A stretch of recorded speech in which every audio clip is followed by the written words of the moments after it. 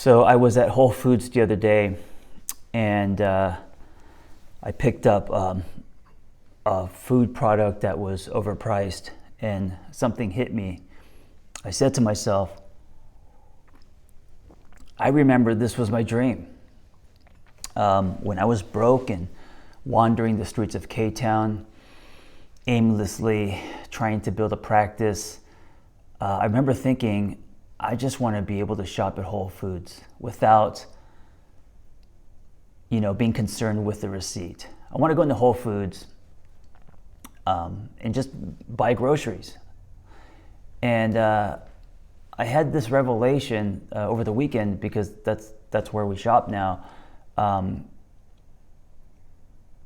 that if you get what you want, right? For example, my goal to shop at Whole Foods one day, and not like shop once in a while, but like that's your normal grocery store, right?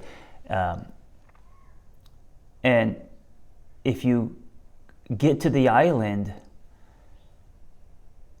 you look for the next island, you look for something bigger, and I think that is something we don't think about when we're swimming to the island.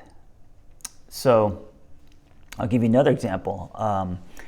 When I quit screenwriting and started blogging, to be a published author, it was more than a dream. I didn't think it was realistic. It was so far, in the future. And when I landed my first book agent, and then we went out with a book, I remember we went out to like 24 publishers, and I remember like on a plane praying on the way home, because most of them have passed, right? Like I remember praying like, oh, if I could just get this book deal, if I could just land this, then I'll be happy. Then everything will work out. And that happened. And I'm super grateful for that happening, of course. But it didn't make me consistently happy. What it did was it made me want more, And my point is, what I've learned in life is you're swimming to something, and you're saying, okay, if I just can have this, right? If I could have this relationship, if I could have this job, or I see what this person is doing, if I could make New York Times, bestseller, if I could have whatever it is that you want. Once you get there, chances are that's only going to fire you up to want more. And part of that is just the world that we live in. It's society. It's it's advertising. It's all of this, and it's almost like scratching an itch. And when you scratch it, it just like it not only feels good, but then you scratch harder and harder. And okay, that was not a good. I don't know what that made no sense. Okay, it's not like that. What it's like is here's what it's like. It's like being hungry. And you're thinking about, so when I was pledging a fraternity years ago, they basically starved us for a week. We ate peanuts and I think one hot dog, and got peed on. And by the way, the fraternity is, it's such a sad representation of how we want approval and validation and to be a part of something so bad, And in college, high school, we're just sponges, and so just to fit in, we're getting pissed on and starved. And anyway, so I remember how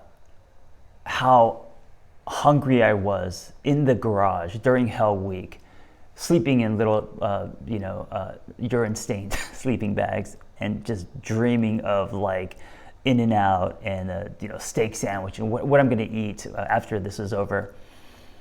And halfway through that meal, when it was over, it's like, oh, okay, you're over it. You want something else. You want something different, And that hunger, it's not satisfying, and you just want more. And I think it's the same thing with what we want in life. I know when I was going through my divorce, one of the reasons why I was in such a chasing state and I was so miserable was I paused life until I had some things, and the things never came. So life was basically on pause. I lived in my head. And if you follow me, you know the story, right? And I think that we have to be aware as we swim toward our island. When we get there, there's a lot of work to be done as far as like building a house and making sure you don't die from the animals, and how are you going to eat. Like, I don't think when you swim to the island and you get there that then, you know, life is amazing. There are more problems. There is more anxiety. You know, and so the goal or the lesson for me is, now it's not about swimming to an island. Now it's about sitting in what is and stretching the muscle of appreciating what you have. And I know there's a lot of people out there right now that they're in life transition. You know, they've lost people, they've lost friends, they've lost jobs, so they don't have much, right? So I get that. I've been there. It's really hard to practice gratitude when you are at a very low place in your life, right? It's hard to practice gratitude when you're living off top ramen and trying to build something. I get that. And when I was going through my, getting my hours and going through my, you know, practicum and underpaid, overworked, trying to swim toward licensure. All my friends around me, you know, they were all making six figures plus, and I was working in nonprofit, wearing khakis and this uniform, taking kids grocery shopping, and making like 35 grand a year, you know. And during those times, it was really hard to be grateful. You know, my dream was to shop at Whole Foods, right? And it's all relative. Like today, of course, I have more. You know, I've accomplished some goals, but that urge to pause life or not be grateful, or to, you know, not enjoy or allow yourself to be happy until you get the next big thing, that is still there, and I think that's dangerous. And so one of the things that I've decided to really work on the last year or two is to sit in what I have now. This doesn't mean to not want more. I mean, I'm super ambitious. You know, I want to keep building. I want to grow, reach. I want to help as many people as I can. I want to write more books, all of that stuff, of course. But it's to sit in what you have now, right? Know how far you've come. Be grateful for who you are, not just what you have, right? So if you can't be grateful because you don't have much, well, where have you been? Where are you now? Can you be grateful for your story? Can you be grateful for the stand, for getting back up? Can you be grateful because you go and work out every day, or because you're making a decision to be single on purpose, or you know, you're doing things, even if they're very small, even if it's just a meditation a day, you're doing things where you're working on yourself. Can you be grateful for that? You know, starting there, and then really enjoying the stuff that you have, knowing that you're building, that you're growing, you're evolving. You know, there's never going to be a time when you have everything and you're done. It's an itch that you can't scratch, you know? And so what happens, I believe, is as you start to sit in your gratitude and press play on your life, and you seek nectar and be present and really take a breath and show up, and at the same time work your ass off and you know, do everything you can to build, as you start to live instead of exist, right?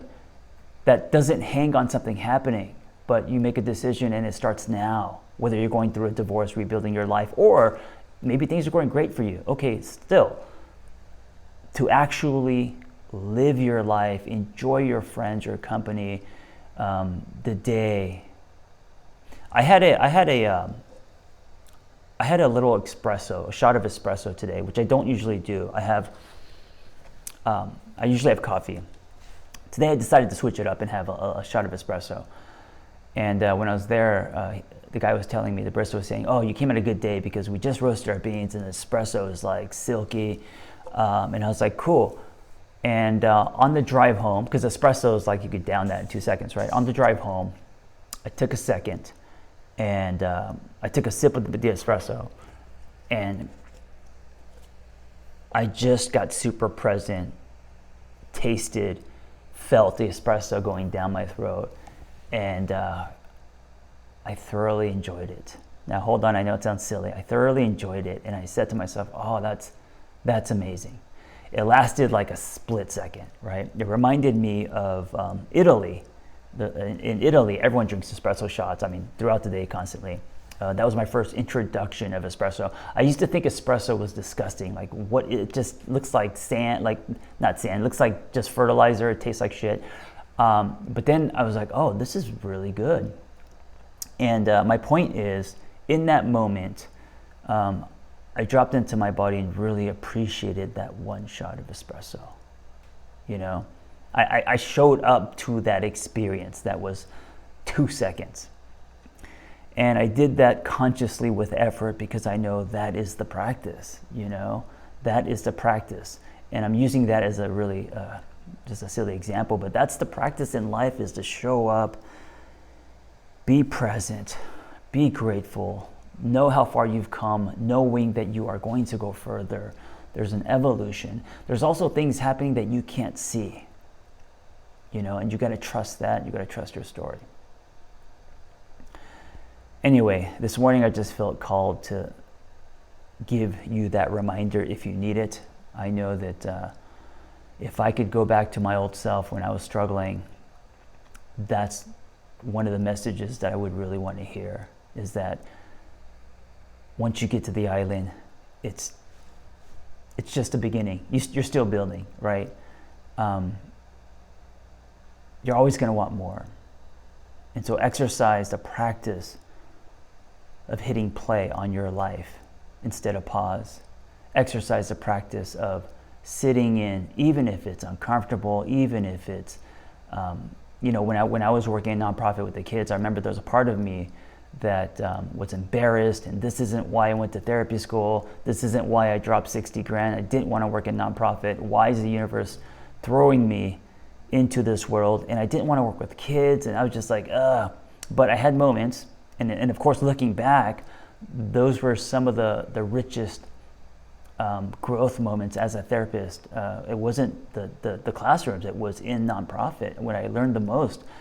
And when I look back, it's like, oh, it felt like summer camp, you know? And I had such a great opportunity to be in the trenches with these kids and make a dent because they trusted me.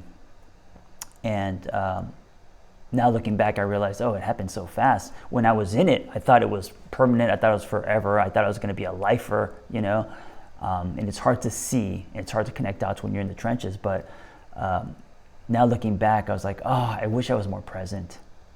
I wish I allowed myself to be there with those kids more, knowing that this wasn't forever and it was just going to be one point in my life, you know. I didn't have the tools. I was in panic state, and I was comparing my life to other people, and I felt like I had less and all of that. So wherever you are in your life, know that it's temporary. Even if your life is amazing, it's probably temporary, because there's going to be turbulence, right? So soak it in, drink that espresso, and sit in it, enjoy it, even if it's for 2 seconds, knowing that that muscle that you're exercising, that's what's going to make you happy.